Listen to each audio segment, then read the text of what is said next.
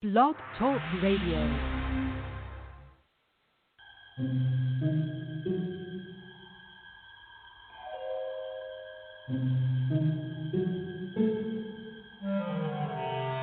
Archangels, ghosts, and Bigfoot, oh my.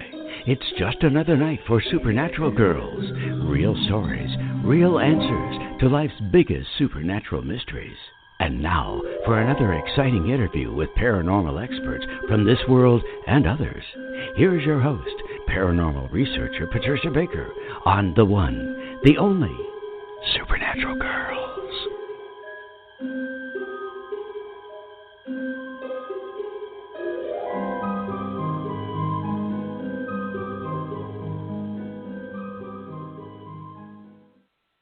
Welcome, everyone, to another exciting episode of Supernatural Girlz Radio. I'm your host, Patricia Baker. I'm here with my co-host, PK. How you doing tonight? Fabulous. Absolutely fabulous. I'm so excited about our show tonight. Can't wait to listen to this young man singing. Oh, my. You know what? He is a super talent. You and I both see how incredibly talented he is, and so do millions of other people. Yes. He is a star on The Voice, and, hey, you know what? He's a good-looking guy, and he loves the paranormal. He's got the whole package. Oh, definitely. He's our kind of guy. He is our guy. And he's with us tonight, and he's going to be sharing his paranormal adventures with us, and we're also going to be talking about something else he's going to participate in, which is another live stream event from our dear friend, producer, Renee Barnett, where they're going to go to the Queen Mary on Halloween. They're going to be doing live streaming again. So those tickets are available on thedarkzonetv.tv, thedarkzone.tv. And we're going to be talking about that tonight. We have so much to do tonight, and it's going to be very exciting. So let's get started, PK. You took a look at our guest's numbers, and his name is Britton Buchanan. Now, tell us about Britton. Well, the first thing that I notice about him, he's an extremely sensitive young man. Very, very sensitive, even more so than he even likes to let people know that he is. He feels everything. Even to the touch of his hand, he feels it. He's very creative. Wow. He's very outgoing. But his sensitive side, you are always doing two things at one time. You've never done just one thing in your life. You're certainly not going to start now. But your sensitive side is to the point where it's overloading all that's taking place around you, which is making you feel everything that you're doing. When you sing, you feel it from within the very depths of your soul. Does that make sense to you? It makes sense to me. Well, it's because I'm picking that up so very strong. Taking a look at how things have gone for you over the last, your creative side is very strong. But when it comes to how you feel as far as what you want to respond to others, you have almost a feminine, and so when you're touching anything, you put that out to everybody, and they're getting a chance to see it. You live in your head a lot, do you not? Yes, I do, yes. And you've never done just one thing in your life. If you're not doing a minimum of two, you're already behind yourself. That's a lot entirely of things true. going on here. If you would allow yourself the opportunity to just work with your creative side more and more, don't be afraid to express what you feel. Sometimes it's hard because we don't think other people understand how we feel within, but you have so much going for yourself. And you're going to be, like I said, always multitasking. You feel everything, that sensitive side of yours. So anything that you become involved in, that there's that special gift that you're going to be able to put into it. That's going to be above and beyond. I love it. I love the sound of that. Above and beyond. It sounds great. And it is. It's going to be great. You're going into a year, though, I want you to start paying attention a little bit to the details of things.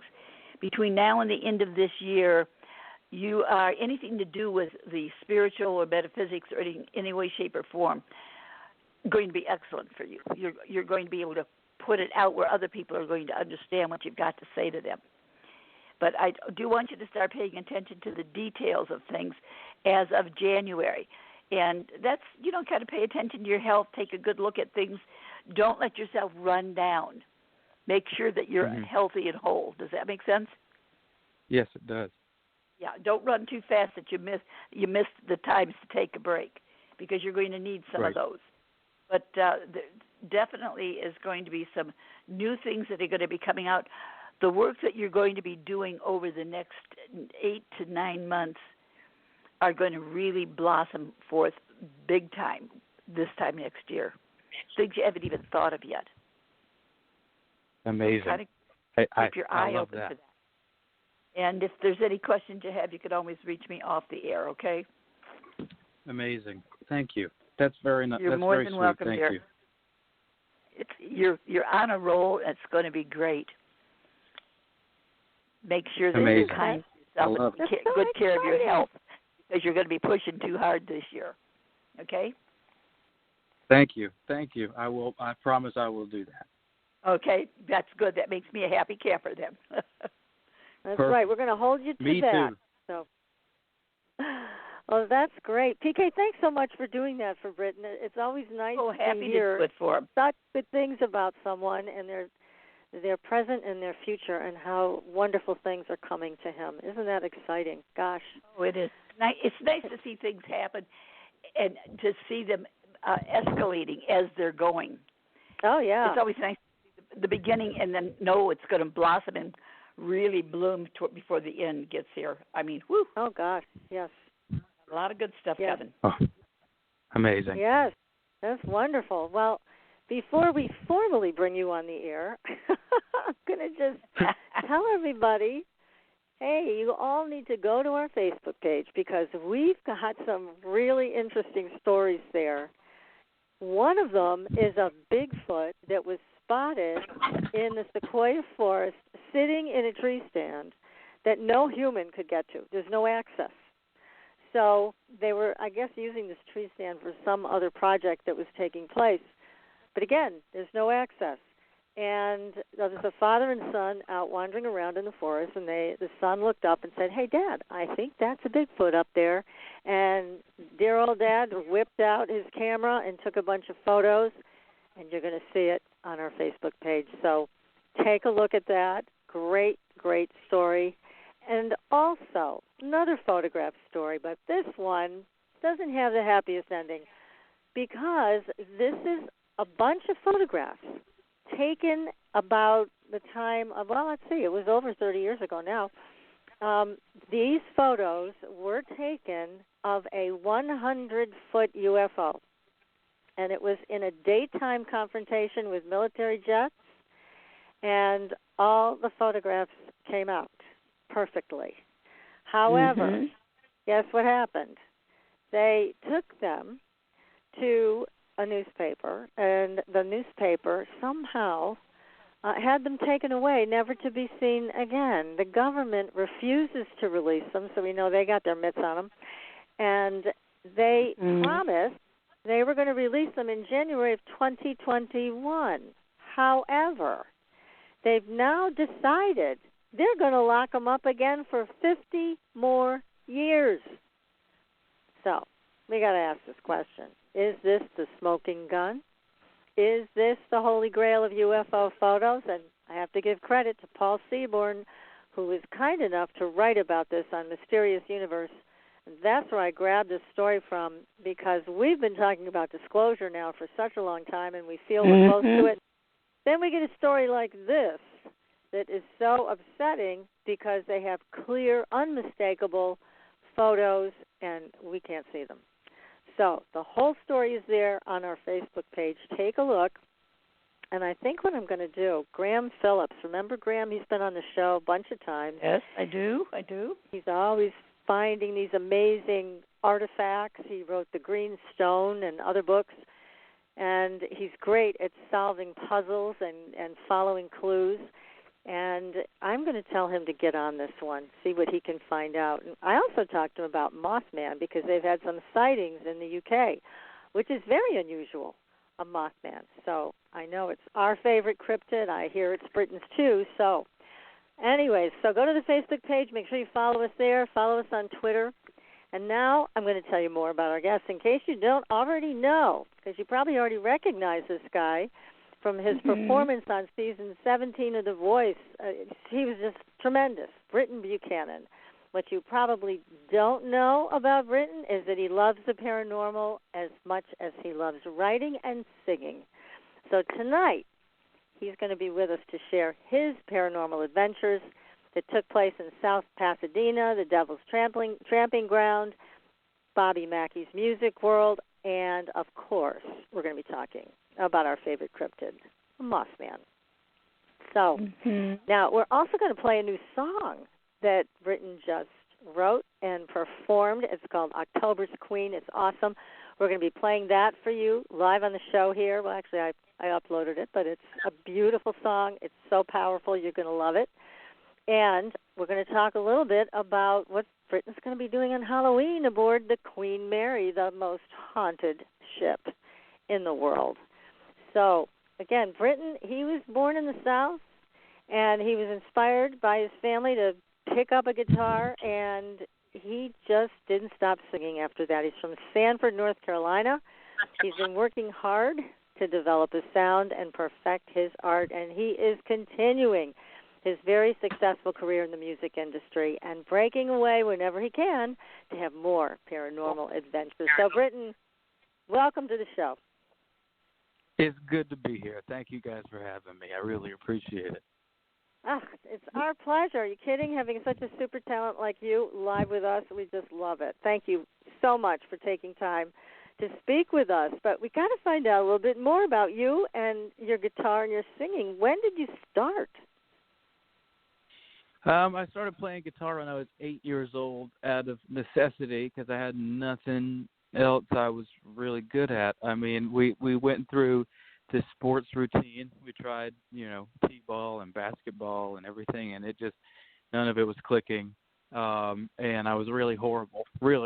And I guess I was like, oh, let's try guitar. And and I sealed my fate, I think, with that decision. And I've just been doing it ever since. So for a while now, since I was 8 years old. My goodness.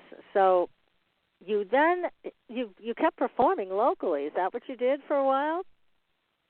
Yeah, I didn't start singing until I was about 12, and that's about that same time is when I started playing in bars about every weekend. I got in a band around the end of 12, the beginning of 13, and we just started playing in bars, a classic rock cover band, and we did what we had to do, and then I just kept going. With the band ended naturally, as bands will when you're all 13 and 14 and 15 years old, and I would play by myself in between bands. I've done about everything you can do. I've had a classic rock cover band. I had a soul band for a couple of shows. I had a jam band for a couple of shows. I did acoustic shows. I sat in with, the local country bands, just trying to put in my due diligence when it comes to bar band work. And then The Voice happened when I was about 17 or 18 years old, and there hasn't been any looking back since. God, both PK and I, we watched your live audition on The Voice, and that song you sang and how you sang, it just blew us away. Trouble. Now, how did you pick that song? So they gave me that song based on a list of things that I had sent in. Just what kind of song would you like? And I sent in about 5, and that ended up being on the list. And it was just there. I don't know why I picked that song. I've always really liked that song, and I had sang it a lot in bars, and I knew that I could do it pretty well. And so it just seemed natural to put on the list. And I don't know why they picked it, but I'm glad they did, because that one probably gets mentioned to be more than any other of the 13 or 14 songs I did on the show. It's usually that one that gets mentioned to me the most. It was phenomenal. Wasn't it, PK? Thank you. God. You just cemented your name in history with that one, as far as we were concerned. Thanks. Just wonderful performance, just incredible performance, and of course they loved it. So you went further, all the way to runner-up. Is that where you ended with them? I was runner-up. Quite an accomplishment. Yes. Quite an accomplishment. Well, thank you. Thank you. Yes. I was pretty happy about it. I wasn't expecting anything to happen at all when I went out there for the initial audition, and then so it was all a surprise to me. And there's a big difference between a bar audience and an audience like that. Were you nervous? No. No. You didn't seem nervous at all. Maybe for like 10 or 15 seconds each night when we started doing our live shows, because I have a tendency to forget the words sometimes. And so I was always nervous, because it is a lot of pressure, that I would get on stage and forget the words on live TV, because the show has about 15 million people that watch it live.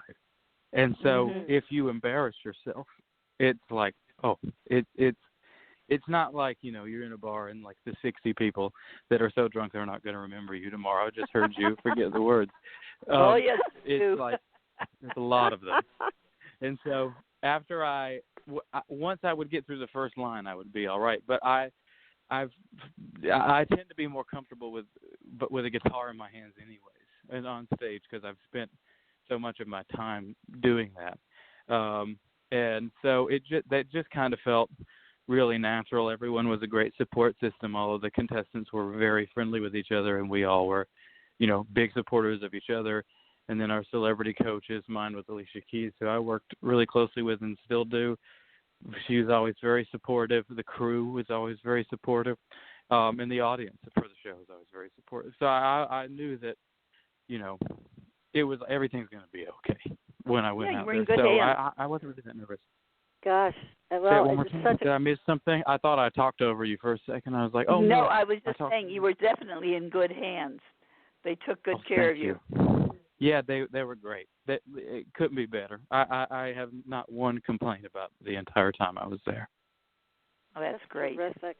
I mean, you looked so natural on stage. You looked like you'd been doing this for a million years. I feel like that, too. Thank you. In more ways than one, huh? Yeah, I feel like I've been doing it. Yeah. It just feels so,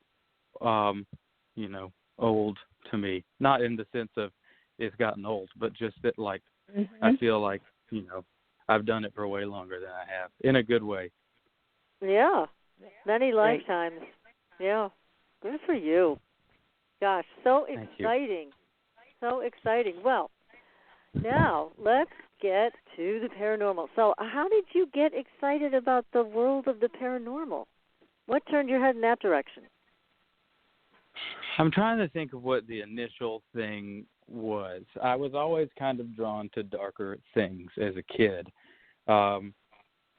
Horror movies were a big outlet for me as a young kid. Growing up in the South, everyone plays sports, and if you don't, you're weird. And so I was kind of like, I felt like the outcast in my school, because I was just so different than everybody else. And I discovered horror films when I was 9. My mom let me watch Wes Craven's A Nightmare on Elm Street, and it just sent me off on this spiral of kind of like looking for everything to do with anything like that. And I think that probably, that was probably my initial introduction. And then we would go and get, whenever we would go on vacation, I would somehow always find the part of the gift store that had the books about, ghost stories of the Appalachia or whatever. Those kind of books that you find in random hotel lobbies. And yes. And I just started. I mean, like, I remember being really young, like 10 years old, and just, like, being aware of, like, Myrtle's Plantation and places like this. Myrtle's Plantation really stuck out for me. I don't know why. I've never been. I've always wanted to go. But I had a book with a big chapter about Myrtle's Plantation in New Orleans or in Louisiana, wherever it is. And that's actually the earliest memory I have of the supernatural, is reading a book that was written for like 9 and 10 and 11-year-olds and becoming completely fascinated with Myrtle's Plantation. Now, have you ever seen a ghost yourself? Seen, no. But experienced, totally. I've been touched a couple of times. And I may have seen something out of the corner of my eye a couple times when I've been to Bobby Mackey's, a few times that I've been. But I've never seen like a full body apparition. Those are kind of rare, but it sounds like you've had your own experiences, so let's go to that.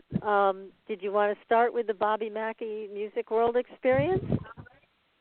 Yeah, I mean, that was probably the most, well, I guess my first like real experience would have been in the Waverly Hills Sanatorium in Kentucky. Is where I think it started, that it like I had my first experience that to me was like, okay, undoubtedly that was real, and I can't explain it, and it makes the most sense to go this way. I went there for like an overnight tour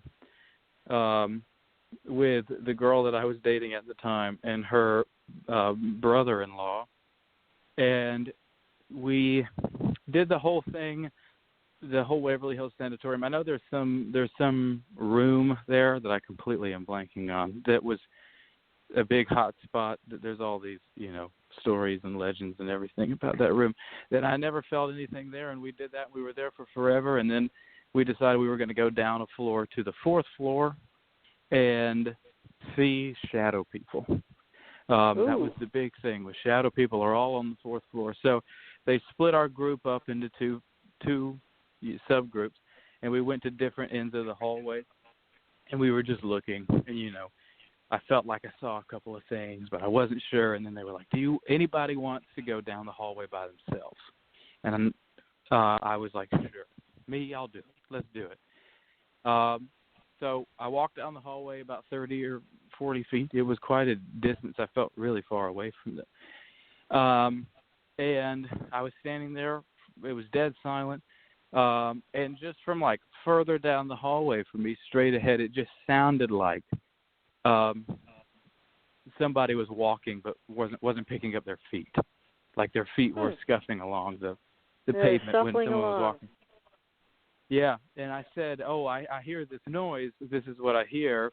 And the guide was like, the group before you guys heard the exact same thing. They were talking about these noises coming from down there. And I was like, okay, well, that's weird. And where I was standing in the hallway, there was an empty room to my right. And I was just standing there with my hands in my pockets, and I just felt my right hand get really, really heavy, as if like someone was trying to pull my hand out of my pocket through my pocket. Whoa. And I heard the exact same noise in the room to my right after that. And I called back and I said, hey, look, I just heard it from in here. I'm getting really freaked out. And the tour guide was like, you will never believe this, but about 3 seconds before you said that, we had someone in the group say that they saw a very clear, distinct shadow person to your right and disappear into that room. I was 40 feet away from them. I couldn't hear a word they were saying. And that was like my first experience where I was like, okay, all of these things aligned at once. I had a physical reaction. I heard what I heard and had no idea that right before someone had just said they visually, saw this thing, and I was completely unaware. So all of the stars aligned right then for me, and I was like, okay, I think I just had my first real paranormal experience. Oh, so very cool. So for our audience, I just want to tell everybody what this place was. The Waverly Hills Sanatorium was a 2-story hospital that opened in the early 1900s, 1910 specifically, to accommodate tuberculosis patients. Right. So that's what it was for, because there was quite an outbreak of tuberculosis back then. And they closed it in 1961 because the antibiotic drug streptomycin was used, and it basically lowered the need for the hospital. So those are people who it sounds like they were pretty terminal because they didn't have a medication at that time to treat it. So, right. Interesting. I think there's big disputes over the number of people that died there, but I believe our tour guide said they believed it was, several thousand folks that had passed away in this place, which is, that energy is already there, hanging in the air of just sadness. And it was just such a heavy night, and then when that happened, it was like, okay, I'm addicted to going to these places now, and I'm going to go. And that's what led me to Bobby Mackey's, which, again, I was dating a girl in Kentucky at the time, so I would fly there every other month and kind of spend a week there. So I had a couple of commitments there after we had broken up, and I drove there with 2 of my friends, and we went to Bobby Mackey's for the first time. And I was terrified. I mean, I was like absolutely terrified to go. On the way there, I was driving my dad's truck from North Carolina. It was like a 7.5-hour drive to where we were staying in Kentucky, and then 2 more hours to Bobby Mackey's. I lied. We were actually going to Point Pleasant. We stayed in Point Pleasant. That'll lead us to Mothman. Mothman territory. But okay. We drove even further to Bobby Mackey's and then came back to Point Pleasant. So it's like 7.5 hours to Point Pleasant, 2.5 hours to Bobby Mackey's. And on the way there, we got in a wreck. Somebody hit us from behind. Luckily, it didn't do much damage. And so we just got back on the road and went to Bobby Mackey's. But that night was crazy. All different kinds of things are happening, seeing things out of the corner of your eye, spirit boxes and all of those kind of responses. But I guess the most solid thing for me that really freaked me out was we were filming a lot of this on our iPhones, and my friend had bought like a mount for his phone that came with a light mount, and he had put this light on it that he had just put brand new batteries in. We had just bought them that day, put the batteries in, and he set the light down on the bar. And we were just hanging out after everybody else had left, us and the tour guide. And they were just talking, and in the middle of the sentence, just the light just turned off. And they cut it back on, and they were like, okay, well, if you're here with us, can you turn the light back off? And the light immediately turned off again, in which case we turned it back on and asked it again, if you're here with us, can you please turn the light off? And it went off again. We checked the batteries. The brand new batteries were almost completely drained. And so we were like, oh, that's really weird, obviously, energy draining and whatnot. And we went back to the car, turned the light on, and the batteries were fully charged. And it never turned off again the entire trip. Incredible. For heaven's sake. It was really odd. Now, this is a severely haunted place. And actually, our guest last week, Maria Shaw, who's a French Quarter medium and astrologer, and her husband talked about Bob Mackey's Music World. Right. And she will not let her husband go there to do any ghost hunting at all. And remember what she said, PK, about that place? Yes, very definitely. Yeah, she said it is demonically haunted, which makes it dangerous. Yeah. So I had that trip was crazy for me because after we came back from Point Pleasant, the next day I drove back to Kentucky with another friend of mine, my bestest friend in the whole world, and I was like, you know what? We have to go back to Bobby Mackey's. And we went to Bobby Mackey's, and this time they were like, okay, we can take you up into the what used to be the living quarters above the bar, where the caretaker, Carl, would have stayed. Now, Carl got possessed, supposedly possessed at Bobby Mackey's. They did an exorcism in the kitchen, which there's video of online. And, you know, he ended up living there for the rest of his life. He's since passed away. But he lived above the bar in an apartment up there. And they were like, we can take you up. And we went up.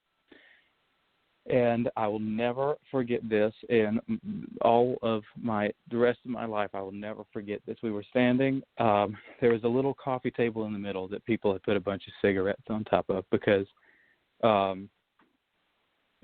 he was a chain smoker. And there was a lady standing across from me. It was completely pitch black. It was like 1 a.m. And all of a sudden, I just became aware of it was a 7-foot tall, completely black figure. It's darker than the blackness because it was nighttime. And I could make out the entirety of everything, like from head to arms to legs, everything I could see. And I became aware that I could not move.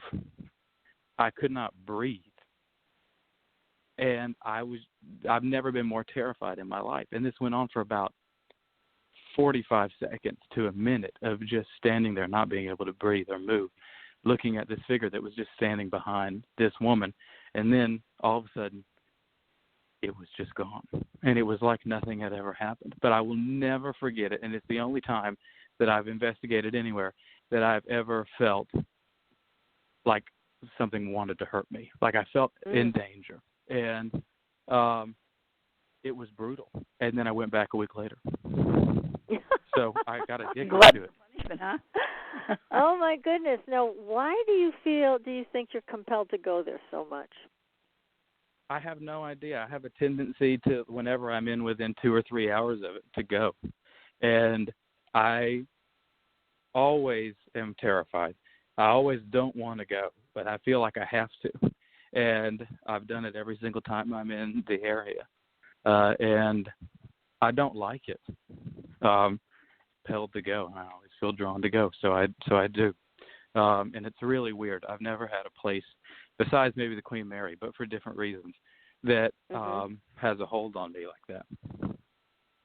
Wow. Well, I'll tell you the rest of what Maria said about that place. One of the other reasons that she didn't want her husband to go there is because everybody they've known that's been married who goes there, they get divorced within a year. Right. Everybody. Wow. Yeah. So there's such a tragic energy around it, and as she said, she feels it's a demonic enterprise over there. So that's, her warning is something you might want to pay attention to. Because, I haven't been in like a year. I'm not rushing to go back. Yeah, the demonic energy is so different than typical hauntings, and like you found with that dark figure, the 7-foot-tall dark figure, it did have power over you. You couldn't move. Right. And you felt it had an evil intent towards you, and you're right, I'm sure it did, and luckily it didn't manifest.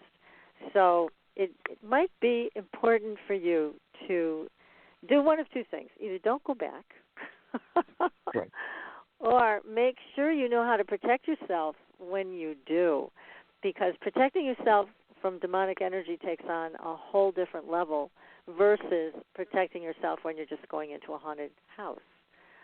Definitely.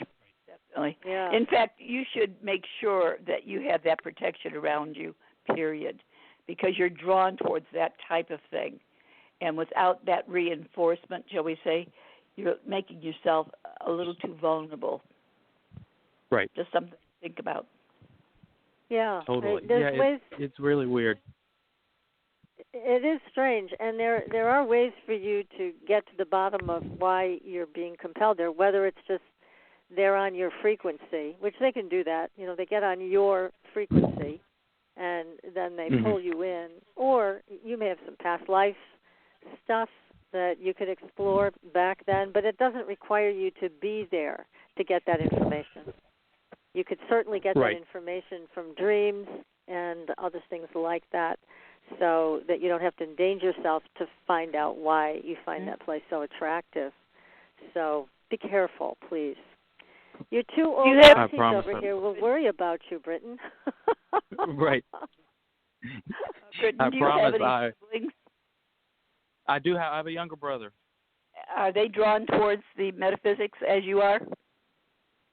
I don't think so. My brother tends to be really scared of everything. So, whereas like I was begging to go to like haunted houses when I was like 8 years old, my brother refuses to go, and he's 15. So he's just not interested. Like let Mackey do it, huh? Yeah. Oh. Yeah, I mean, there's a big difference there between Bobby Mackey's place and say some of these other places that you have visited, and I know the last live stream that was at Lizzie Borden's house, huge difference in energy. Even though that was a pretty brutal murder that took place, there was a lot of energy that was contained, and it just was not demonic at all, really. It's a big difference. So make sure you're protected, or just stay away from places like that, because the energy can be overwhelming. And clearly, that poor guy got possessed. I'm sure that wasn't much fun. So I'm sure anyway. It wasn't. No, for sure. Yeah, so just be aware of that. Those things do have a tremendous amount of power, and they're not afraid to use it on vulnerable people. Right. Yeah, I'm definitely not itching to go back. I think I'm going to steer clear of Bobby Mackey's. The last time I went, it was not particularly eventful, and I was still scared, and I was like, you know what? If nothing's happening and I'm terrified right now, I should probably maybe not come back here. Mm-hmm. Good idea. What year was that, Britton? What year was the last time you were there? Probably last year. I think sometime last year, early last year. Mhm. Yeah, because I had taken a look at your chart for different areas and that, and at that point in time, you were trying to prove that nothing's going to bother you, but it did. It got your attention again. Right. Totally. Interesting. It's the only time I've ever had an experience like that, even when I've been to the Ohio State Reformatory.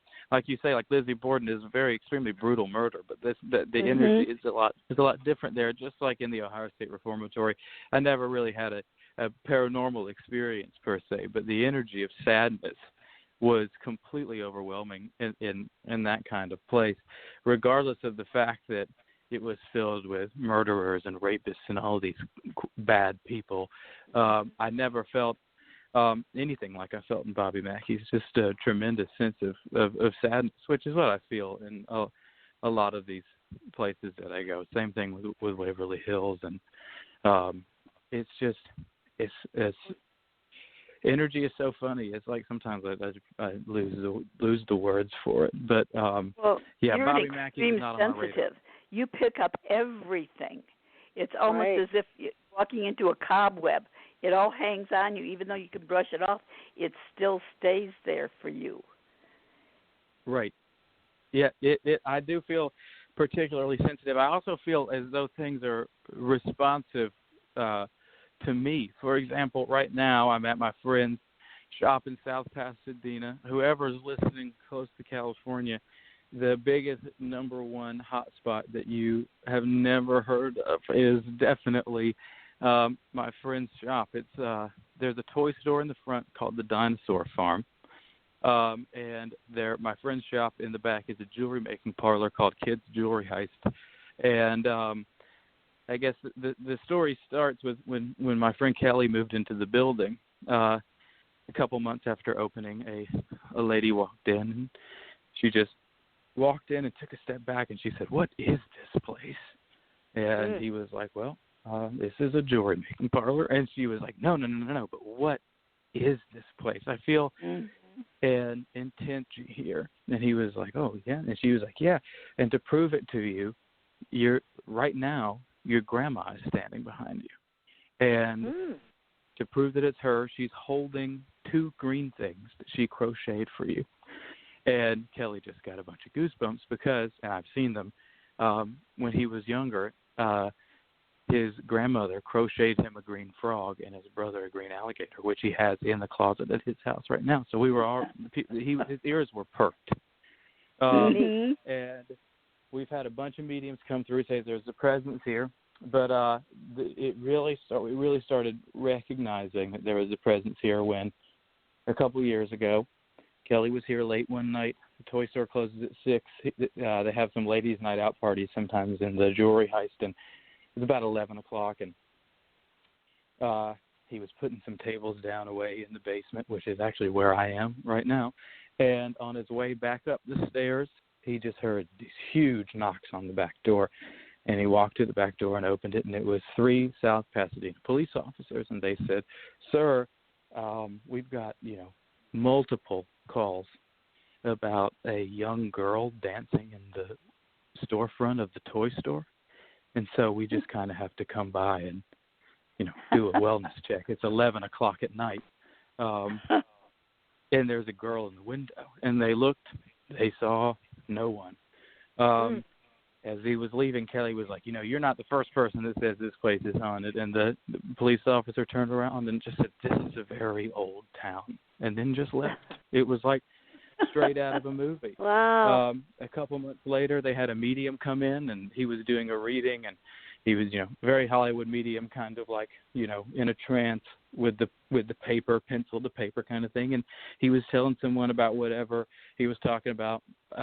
And in the middle of a sentence, he just turned to Kelly and he says, "You do know there's a little girl that lives here. Her name is Sally." And then just turned right back to the lady and just went back into his thing. And since then, we do a lot of paranormal nights here where we try to talk to Sally. And Sally has always been particularly responsive to me. At least 15 times she's picked something up off of a shelf and dropped it to the ground in front of me, like shelves with a lip. We've watched things lift off a shelf over the lip and fall to the ground. Balls roll on their own. All of these crazy things happen here. She's always been very responsive, and particularly responsive to me. This morning I was in the basement and I had to make a phone call, and I was down here, and all of a sudden a whole row of lights just went out. And I was like, okay. And they flickered for a minute and then just went back off, came back on, and all of a sudden a toy just rolled down the stairs of the basement. I was down here alone. A toy just fell down the stairs. I walked over to it, and the stairs in a different part of the room where the door was closed, a cup from last night when we were eating here had rolled down the stairs and stopped on the 4th step. It didn't even, we were trying to recreate it, pushing the cup down, and it would, it would always roll to the very bottom. It would never stop. But the cup had completely just stopped 4 steps down from where it started rolling, and it was like all of this stuff happens here all the time. But I feel very receptive to energy, and I feel as though energy is very receptive to me, especially in the case of this little girl named Sally. Well, you're right. Given what PK found in your numbers, and when I was just taking a look at your energy, I see that they see you. And eventually you'll be able to see them, too. Because it's almost like your energy extends far from your physical body, yours especially. So they see you. And it could be one of the reasons why the entities at Bobby Mackey's were able to communicate with you in a way that they really shouldn't be, but they did. And so for you, this is a kind of a second nature thing, very similar to your ability to write songs and sing. So it's very close to that because it's another form of communication. Right. Britton, what is the number on the building that you're at? Just the number? 1510. It's a 7. That deals with strong spirituality. I kept getting that, and the 7 deals with the spiritual side of things. And the number is a 7. So there would be a lot more spirituality ongoing there. There's secrets that will be made known to you if you reach in within the heart, your heart, because you always do two things at one time. You can do what is commanded, shall we say, on the outside, but that inner voice of yours can reach the 7 if you allow it. That's right. That's amazing. right. Yep. That sounds exciting to me. I need to get on that. Well, just remember, paranormal is normal. I mean, that's our tagline. And it's also how we personally feel about this entire field. It's basically just operating on another vibrational level. Some people have a talent for that, and they can see into it and communicate like mediums do. You have a very unique talent with this kind of energy that you'll develop over time, and it's a great thing to have. It's wonderful that you're so excited by all of this, but just keep in mind to protect yourself at the same time. Definitely. Right. Definitely. Some of these things don't have your best interest at heart, so. Totally. Yeah. That's, in the case of Bobby Mackey, felt, very overwhelmingly obvious there. Here, we've always felt cool. We've always felt really cool here. Sally's reached out and touched us one time. I'll never forget that day because it was so obvious. My friends were having a party, a jewelry making party for some children, and I was helping them out, and I was backing up and talking to one of them, and I felt someone touch my back, which I immediately thought that I just ran into a child because I wasn't looking where I was going. So I turned around and there was no one behind me, and I made the mental note to think that's weird. Maybe I thought something happened and something didn't happen. And I didn't say anything to anyone. And 10 minutes later, Kelly's partner, his name is Red, I was looking at him, and he just goes, Kelly, stop touching me. And he turned around, and there was no one behind him.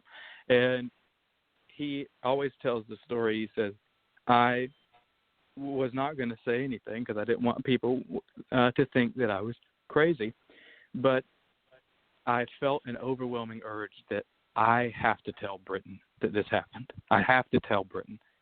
And he said, you'll never believe this, but something just touched my back, and no one's behind me. And I was like, you'll never believe this, but that happened to me about 10 minutes ago. No one was behind me, and I never said anything to him. And so it's really amazing that, he felt an overwhelming urge. He wasn't going to say anything, and then he was like, no, I have to tell Britton. And then, it's amazing. Have you ever set up infrared cameras there? We have not. Might want to look into that. That would be fun. I bet you'd catch some things on it.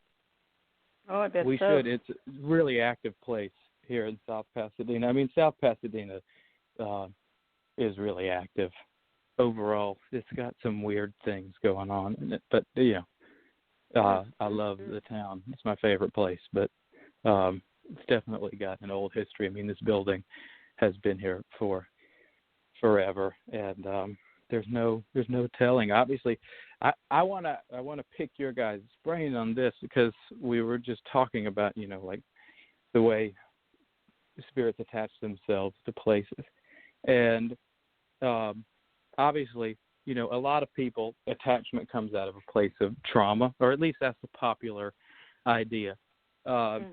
Is that obviously something bad happens, it's haunted, and if nothing bad happens, then people are like, oh, it's probably not haunted. But my friend Aiden, who is the man who runs the ghost investigations and seances on the Queen Mary, makes the point that maybe your spirit returns back to a time that it was happiest. And so while we've never found any records of anybody passing away near the property or anybody in the area passing away named Sally or anything, our running theory is that maybe this is a little girl that passed on, and maybe the happiest day was coming into the toy store with her family. This is her happy place. So that may be a really dumb theory, but I just kind of want to know what you guys think about attachment and how that happens. I think that's far from a dumb theory.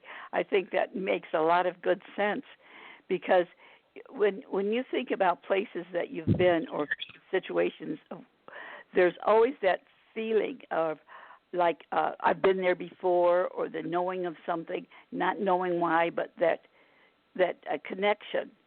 And since a toy store and it was a child, it just feels right. And since the address is a 7, which deals with the spirituality to begin with, I would not be surprised at all if you check further that you may find who the parents are for this child. You see if something had happened within the perimeter of the house or the business. Right.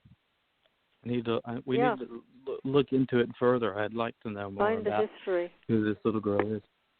Yeah, and I agree with PK. I think that's an excellent theory. There's many reasons why spirits stay around, and sometimes they're not really staying around. It's just that you are at a nexus point where you can see into their reality and they can see into yours. So there's a lot more to this interdimensional connection, and the fact that time is a construct. It doesn't really exist. So all things are happening at the same time. When you think about it that way, it's highly likely that you're experiencing this little girl in her own time frame. And that's even more intense than what most theories are like. But that's what we've seen, and that's what we've discussed with many of our guests on the air, is that interconnection, and sometimes these dimensions just cross over, one on top of the other. And that's where you get time slips also, people disappearing and vanishing, never to be seen again because they've actually slipped into another reality. These things do happen. Right. So there's many possibilities here. But I like that theory. One time I don't remember who it was we were speaking with, but they said the difference between this reality and the other is about the step of a curb, the distance of one curb to the other, that they bypass one another, but yet they're that close they could coincide with one another. Exactly. Right. Exactly. Yes. So. And all of this is so amazing. I love talking about this. First off, this is the first time I've ever talked about any of this, which is amazing, on air with anybody. And so I'm glad that you both are my first time doing this, because I'm having such a great time. Oh, and we are too with you. This is just great fun, Britton. Tell us a little bit about this song, October's Queen, that you wrote and sang. And we're going to play that in just a couple minutes. But how did you come to write this song? So, I talked a little bit earlier about being able to find, my kind of outlet in horror films when I was a little kid. I found them really early. I just felt like, they were something really cool that I was into. I mean, I just remember being amazed at, how does this happen? How do they do this? How is this done? How do they make this do that? I just remember being amazed by it. And it was just it was my outlet. And I went into the studio one day with my co-writer and producer, Derek Furman, here in Burbank, where I live. And I was like, look, I just realized, it was September of last year. I was like, if this is November, they're already playing Christmas music. If it was November 18th, it's already Christmas music. And I'm tired. I don't like Christmas music. It always dominates the radio, and there's no Halloween songs. And if there are, they're all really creepy, and it would never get played on the radio. So we should try to write a Halloween song that gets played on the radio. And I had this idea for October's Queen. She's a priestess on the weekend. She's a witch on Halloween.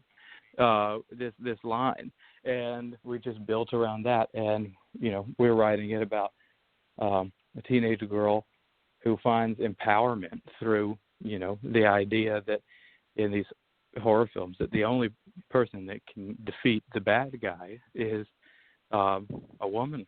All the men are killed really, really early, and the only people left at the end that always kill the bad guy is a woman. And we were like, well, let's write about that sense of empowerment through horror films, and just rewatching it and doing what I do, which was acting like I was in the movie and all of that kind of stuff. So that's where the song came from, was, you know, trying to relay my experience, but in a more universal way. Well, let's play the song for everybody right now. So our audience is going to get quite a gift right now to hear this song before you actually release it, because you are releasing it this Friday, you said, with a video, right? Yeah, it'll be Friday. That's when it comes out, is this Friday. So this is the first time it has ever been played anywhere. All right. Wonderful. Well, let's play it for everybody, and then we're going to come back. We're going to talk about the Queen Mary. We're going to talk about Mothman.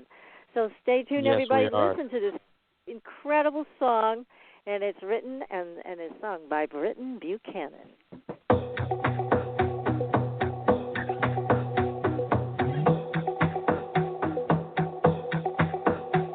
She shakes hands with the skeletons in her closet. She's not scared of the monsters under her bed.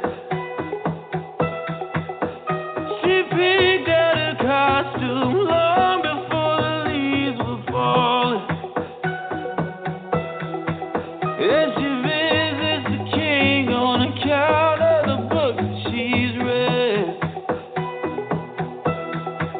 She says, as long as I know how to run, I'll keep running. Further from who I am and what I'm becoming. She's a priestess on the weekend. She's a witch on Halloween. Don't go to somebody's baby. She is October's queen.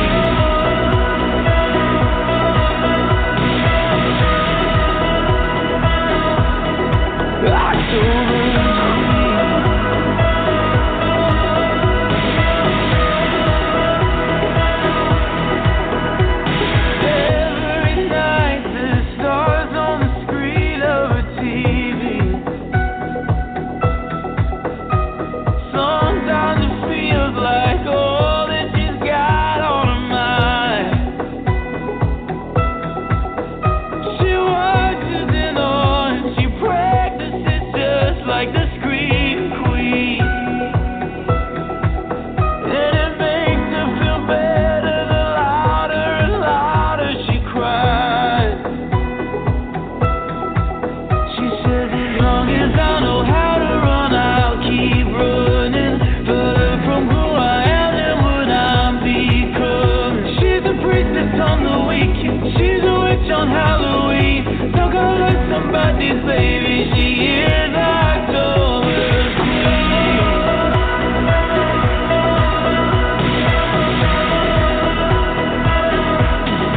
October's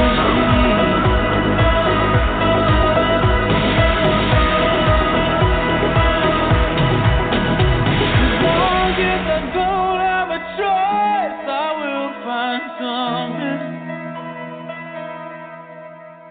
As long as there's air in my lungs, I will keep going.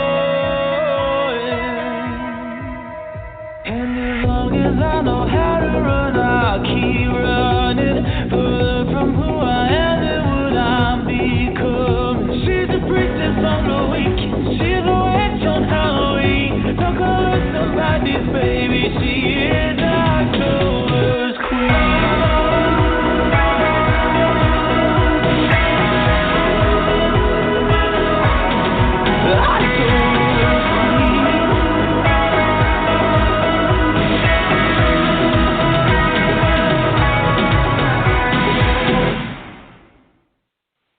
Wow. You Wow, there? wow, Are you wow. guys there? Oh, I hear Great. you. now. I Yes? was like, oh no. Very good. What Thank a you. great Thank you very song. Thank you very, That very is much. great. We're really proud of it. Now, where can we see the video on Friday? Where do we go to watch that? So the music video is coming out on Friday. It'll be on my YouTube channel, Britton Buchanan. The concept of the music video is we wanted to find a way. I have somehow found myself in the orbit of some of my favorite scream queens and horror actors that I watched growing up, and we've a lot of us have become really close, and I wanted to find a way that all of me and my genre friends could do something together. And so there's a lip sync music video, all shot on iPhone, that's coming out on Friday on YouTube, featuring 24 horror genre icons, everyone from Dee Wallace to Felissa Rose to Barbara Crampton to Danielle Harris to Joe Bob Briggs to Kane Hodder. We have everybody. Oh my goodness! Can't wait to see that. So that'll be on your YouTube channel on Friday. We're going to definitely watch for that, and we'll announce it again and remind everybody to go there Friday to see it. Great Halloween song. Terrific. Definitely. Thank you very much. Yes. Oh, my. Now, let's see. Where do we go from here after hearing that wonderful song? How about Mothman? Let's talk about Mothman. All right. I love it. He's my favorite. Mine too, and so is PK. We love Mothman. Now, have you been to Point Pleasant? I believe you said you did, right? You took a trip there? Yes, I think we went for like 5 days or so. Stayed in the Lowe Hotel, which is the only hotel I've ever stayed in that still has a skeleton key to unlock your door. And it was so amazing. We had such a great time right across the street from the Mothman Museum and the Mothman statue. We went into the bunkers. We sat down and talked with a lot of people in town about, their thoughts on all of this. Because, I initially really believed it, but I was with 2 people who didn't really think much of it at all. And so we were like, all right, well, we'll talk to people in town and see what they think. Because if they believe it, then it must be real. And everyone was like, oh, yeah, that happened for sure. That definitely happened. And there's no question it did. They sold my friends. It's amazing. I think it's one of the, it's one of my favorite things in the entire world. I have my Mothman baseball T-shirt that I wear all the time. I am his, I am like the poster boy for Mothman fanatics when it comes to people that are really proud of it. Oh, that's great. Well, now I wanted to share with our audience, some of the people may not know the backstory of Mothman. The first sighting occurred near Point Pleasant, West Virginia in 1966, and it happened on November 12th of that year. There were actually 5 men digging a grave when they looked up and they reported seeing a man-like shadowy figure fly over their heads. And then it was 3 days later that actually 2 young couples, Roger and Linda Scarberry, and Steve and Mary Mallett, told police they were chased in their car by a black figure with a 10-foot wingspan. This is no small Mothman. This is a big Mothman. And glowing red eyes, which scared the crap out of them. And this also happened near Point Pleasant and by a former World War II munitions site called TNT area. So they had so many sightings, and these were all reported in the newspaper, the Point Pleasant Register, and they called it a man-sized bird creature something, and then it got the name Mothman after that. But the thing that I think really spooked everybody, not just seeing this huge figure flying alongside their car or over their heads, is the fact that the bridge collapsed. So that tragedy, it really scared everybody because it was so unusual, and it happened. The Silver Bridge is what the name of the bridge was, and it carried U.S. Route 35 over the Ohio River and connected Point Pleasant to Gallipolis, I believe it's pronounced, Ohio. And it collapsed on December 15th under the weight of heavy rush hour traffic, and it was around, obviously, the Christmas holiday. The accident killed 46 people. 2 of the bodies were never found.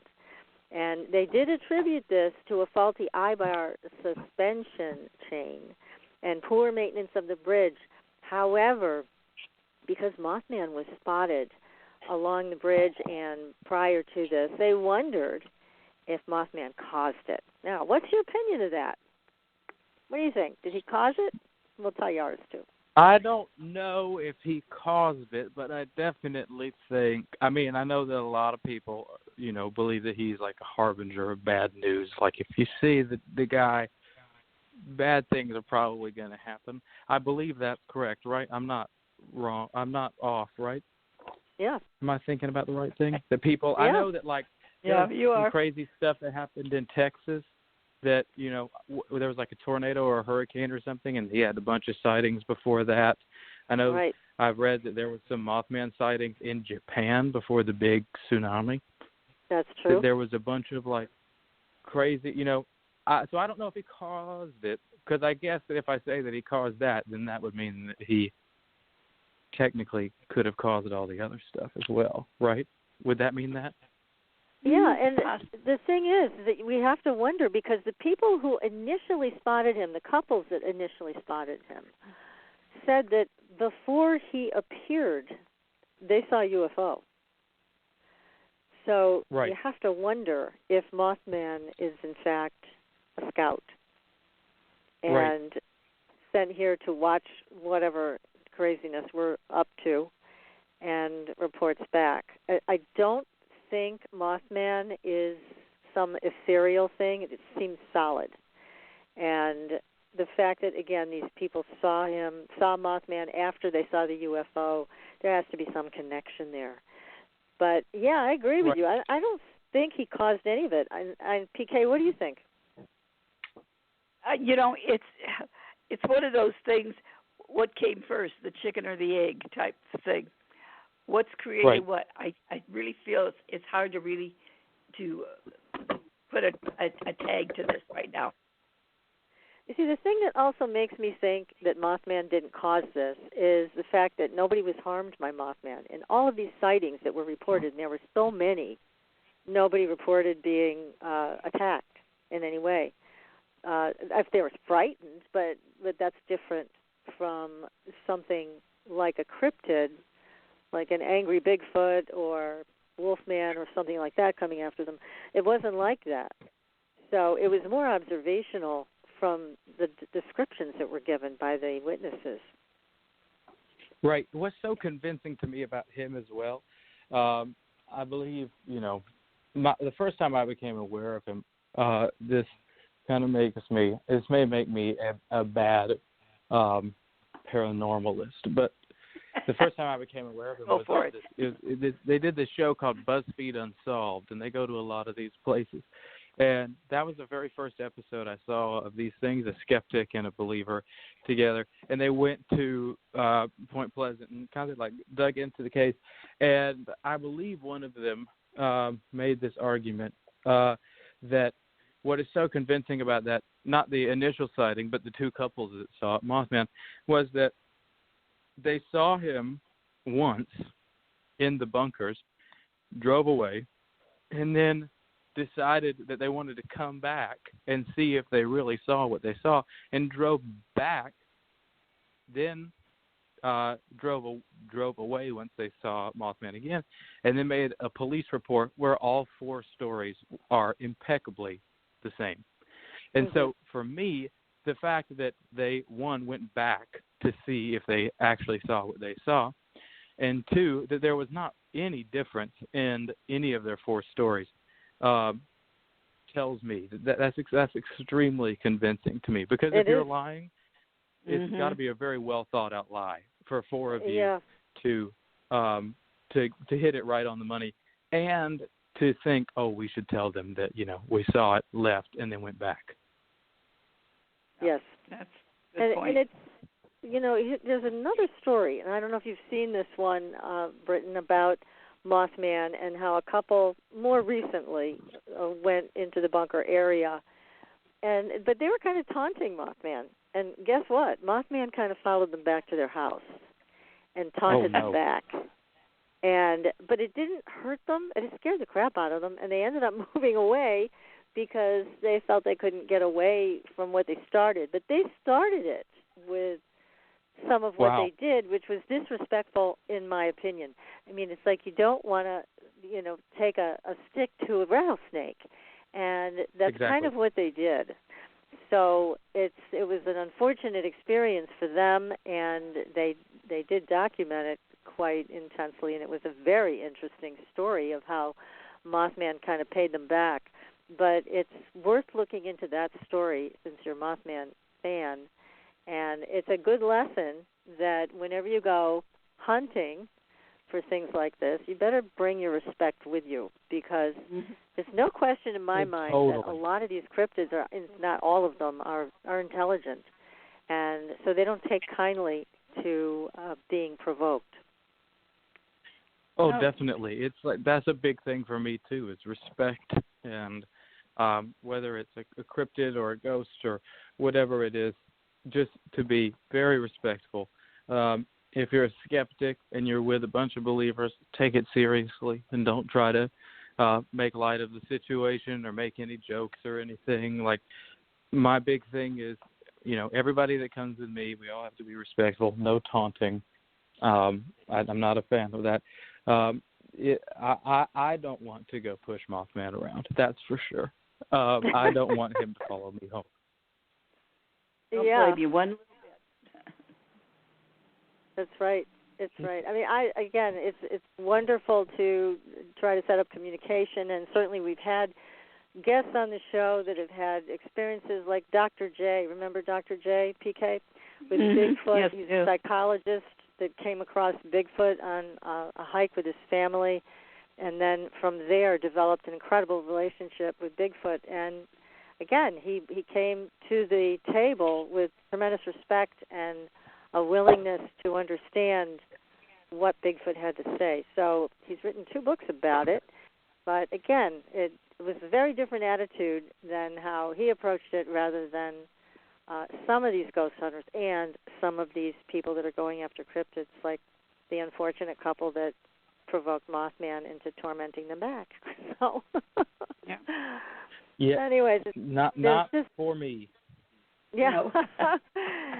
There's a lot to know about the paranormal, and just behaving properly, having good manners, that always goes a long way. Plain old courtesy goes a long way. Exactly. Yes. Be nice to them, they'll be nice to you. They're like every other person. Yeah, exactly. And sometimes you be nice to them, they may have not more be power nice than to we you do. back, but yeah, right. You got to just try. Just like every other person as well. Right. Sometimes you are nice to people, good and they're and not bad nice back. and everything. We found that out about the fairy world. We found that out about Bigfoot. We found that out about aliens. So many things, and our wonderful guests that have shared their stories with us. So now you're going to be going off for Halloween. Let's talk about this a little bit, to the Queen Mary, which is an incredibly haunted ship. Many stories have come out of that ship, and you're going to be performing a song there called SKYLARK, which is an old-time song, and you're going to be performing that for the purpose of bringing out the spirits, right? Yes, we have gotten word that that the ghost on the ship really likes the song SKYLARK. So we are trying our hardest to make something happen. Excellent. So when will you be performing that? Is that going to be at the beginning of the exploration on the ship, or when can we look for you on that? That's a great question that I need to find out the answer to. Because I believe I'm sticking around and investigating as well, and so I need to figure out when I'm doing that. Yeah, well, let us know when you know, and we'll be sure to post it. And what are the stories that you've heard about the Queen Mary? I've had a couple. I've stayed in B340 with 2 of my best friends, and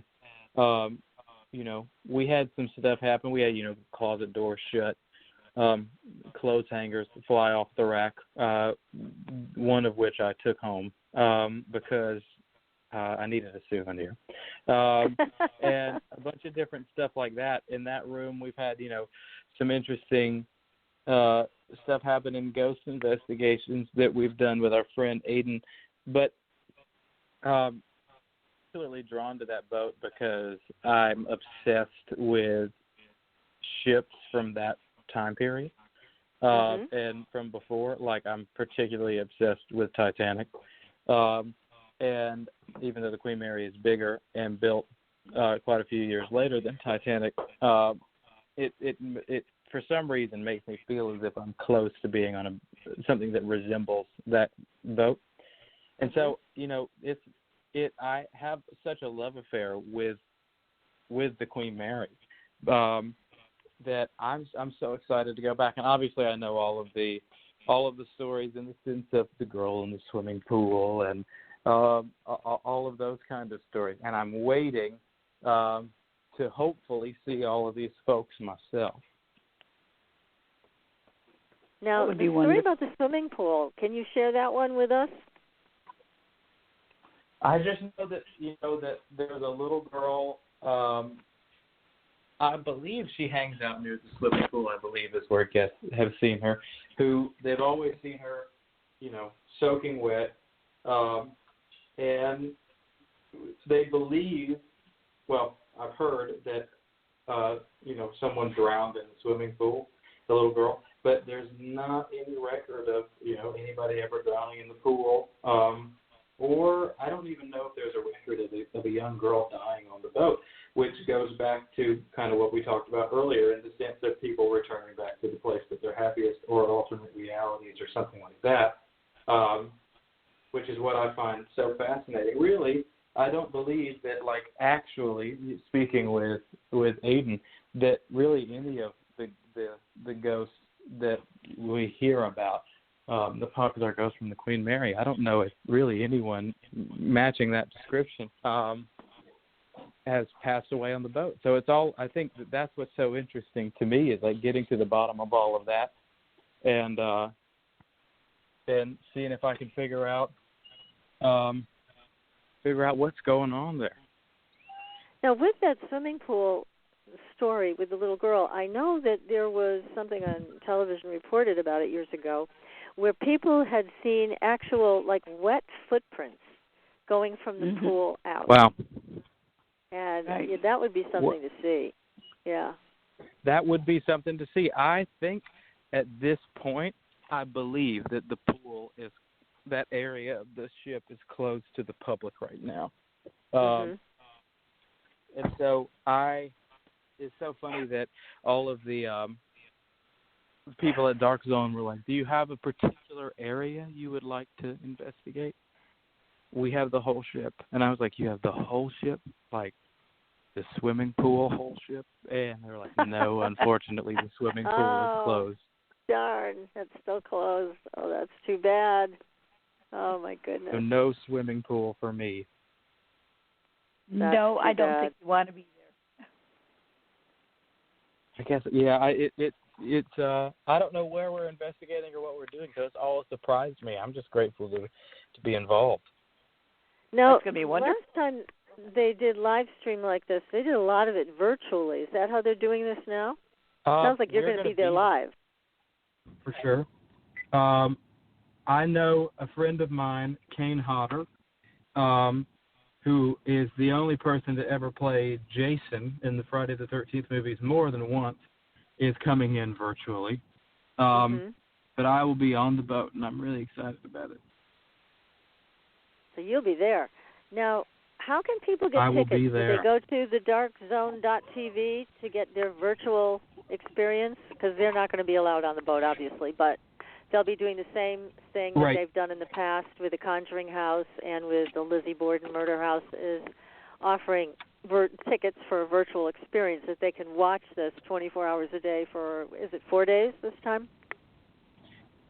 4 days, which is pretty magical to me. The idea that, they're going to be doing this for 4 days. I mean, I got to get a ticket because I got to see all the other days. I'll be there on Halloween, but they're doing it for 2 days before and for Day of the Dead afterwards. So I've got to figure out how I'm going to watch it. Yes, absolutely. Well, it's nice that you'll also get the experience of being there on the ship. But you said you've been there before, so this is not a new experience for you. I've been there. I've stayed there. I'm so fascinated by the Queen Mary. And I have such a love affair with the boat that this, truthfully, genuinely, in all in all senses of the word, is actually a dream come true. Like, literally, like, it's closed to the public still. Obviously, California has some COVID restrictions still in place, and the Queen is closed. So it's only going to be us on the boat, the production. That How should be ideal. fabulous. So, Great yeah, you opportunity. may actually stand a chance to see some things happen. Exactly, and you know that's what's really exciting. The most prominent experience I've had there is because I was staying there alone with a couple of other people. So Right. Yes. maybe with fewer people that we'll actually get a pretty great authentic experience. Yes. So you'll play the song whenever they decide to tell you what time that is and date. Let us know. And Right. this is an old Hoagie Carmichael song, right? That's where it comes from. So It that's is an way old back. Hoagie Carmichael song. Right. Songwriter of Georgia on My Mind, Ray Charles' biggest hit.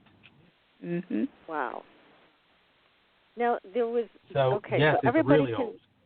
Yeah, it is. So, anyways, it's apparently the time that ship was in operation, and people can go again to thedarkzone.tv to get your tickets. And if you want to see the trailer for it, you can see it on our Facebook page. It was just posted there today. Now, there's one other place, Britton, that you mentioned, but you said it was kind of a disappointment, and that was the Devil's Tramping Ground in North Carolina. So tell us about that. So the Devil's Tramping Ground actually is 30 minutes from where I grew up and where I lived until about 2 years ago. And you hear all these legends about the Devil's Tramping Ground. You expect it to be a really creepy place. And what I realized very quickly when I showed up there was that what makes all of these other places creepy is, the upkeep at a lot of these places. The fact that people own them and people run them and people are able to do tours and whatnot there really helps. And considering the Devil's Tramping Ground is just a circle in the middle of the woods, there is a lot of beer cans and trash and everything just strewn all over the place. And so it was definitely a letdown. Yeah, because there's a lot of stories about it, apparently. Just a little background that I pulled on it. It's located 10 miles from Siler City, is that correct? In Chatham County? 10 miles from Siler City. Yes. Yeah, and it's just a foot-wide bare path forming a perfect circle 40 feet in diameter. And a regional legend, they say, maintains that Satan frequents this area on his nightly walks, pacing the circle as he contemplates his evil deeds. Now, what's unusual is normal vegetation surrounds the circle, but only a wiry grass grows inside it, and no plant life of any kind can be found on the path itself. Now, the other weird thing is that locals have tried unsuccessfully to transplant the wiry grass to other soils, but it doesn't work. So there is something going on there, whatever it is, I don't know, but I guess there's been some theories put forth about salt, a lot of salt in that area that might have created that. But it's odd that it was a perfect circle, and there is no final explanation on why it's there. Totally. Everything about it is odd. I do think it comes down to the fact that, there's no one out there putting in, the love that it needs to, maintain itself.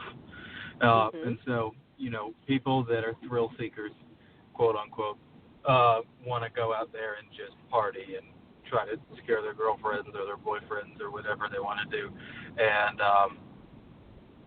hopefully one day there will be someone right outside of Siler City, North Carolina, in Chatham County, who just loves this so much that he'll go out there, or she will go out there, or they will go out there and pick up everybody's trash. Because then it'll be a heck of a lot better. Oh, my Sounds God, good what's anyway. wrong with us humans? Jesus. But the other thing is this. It sounds a lot like a UFO landing. Yeah, because I didn't even think is, about that until you just said it, but that makes so much sense. Yeah, because nothing grows on the inside. We've heard this so many times before, And also the fact that it's a perfect circle, which is unusual. Obviously, that seeing that in nature is not that common, but it is common to UFO landings. That is it's really amazing, and I've never thought about it before. And so, this is going to be my new thing, I think. I'm going to try to figure out if it was aliens or not. It could have been. There could have been a UFO experience there a long time ago, and no one reported it. Maybe nobody saw it if it was deep in the woods like that. So it's possible people saw a light in the sky but never associated it with that particular area where the landing happened. Right. And then they just skipped out because they didn't want to be in Siler City. No one wants to be in Siler City. Not even the aliens. Not even the devil anymore, I guess. I think like, hey, there's nothing happening here. Yeah, what does that say, I guess, about Siler City, that the devil chose to set up shop in Siler City to figure out all of his evil deeds? That's really that's not a good look for Siler City. Not at all. But even he left, and everybody throws their trash there. Oh, my goodness, that is even worse. Exactly. It's even worse. He got out of town. Yeah, he left. The aliens left, and I guess that's what's happening in Siler City. So no criticism intended of any area in North Carolina, but it is odd.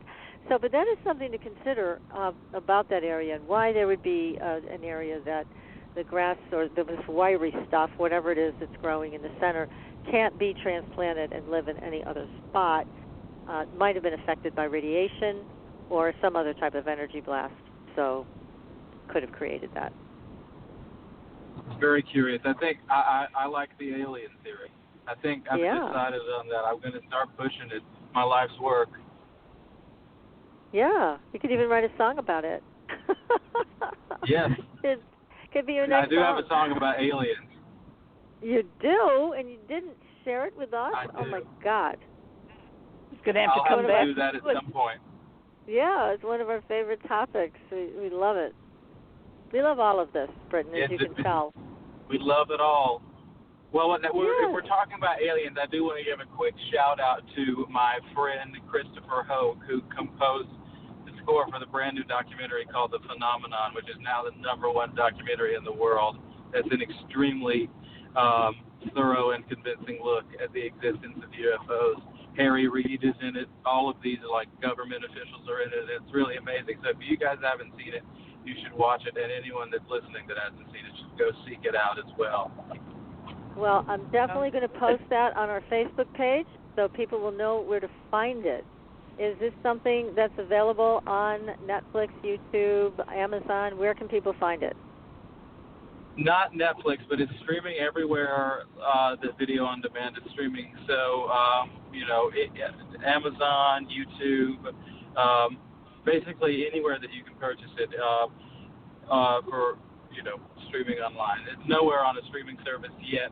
Hopefully that'll happen in the future. They did another alien documentary a couple years ago called I Know What I Saw. It is the same director. We saw that one. Yep, it's the same director. My friend also composed the score for that as well. And so this one is even bigger and even better. And it's really amazing. There's a scene where there was a UFO sighting at an elementary school in Africa several years ago. And they took all of these now grown adults who saw the UFOs and who claimed to have interaction with an alien back to the spot of the landing. So you guys have to see it. We are definitely going to see that. We will definitely see that. Thank you for the tip. It's called Phenomenon, everybody, and I'll be posting it on our Facebook page so you can all check it out. And, Britton, thank you so much for joining us. This hour and a half went way too fast, but it's been an absolute pleasure, and please keep in touch. We're going to be watching your career. You have a whole bunch of new fans here. So God bless you, and we wish you all the best. Good luck. Thanks so much for having me. I hope to be back soon. God bless you both. Yes, we'd love to have you back. Have fun on the Queen Mary. And next week, everybody, we're back with Tales from Sedona. Don't miss it. And then we will also, until we talk to you again next week, we'll see you on the Blue Highway. Good night, everybody. Good night. Thanks for listening. Tune in next week for another radio adventure with Supernatural Girls.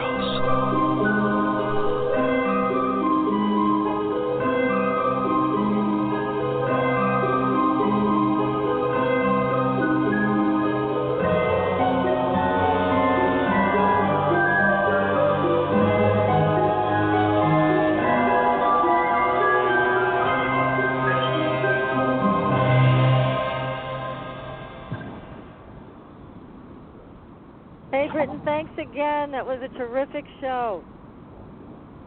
Thank you so much. It was such a blast for me, really, truthfully, genuinely. I've never gotten the chance to talk about my love for all this stuff before, so I'm thrilled that I had the opportunity, and especially with the both of you. Well, it was our pleasure, and anytime that you have questions or whatever, if we can help you out with anything, just give us a call. And we'd love to have you back. So you just keep us posted on your schedule, okay? Yeah, I would love to come back. All righty then. You're on the list. And again, thank you so much. And good luck with everything. And have a lot of fun on the Queen Mary. Thanks so much. I really appreciate it. Thank you both. Okay, take care. Bye-bye. All right, bye.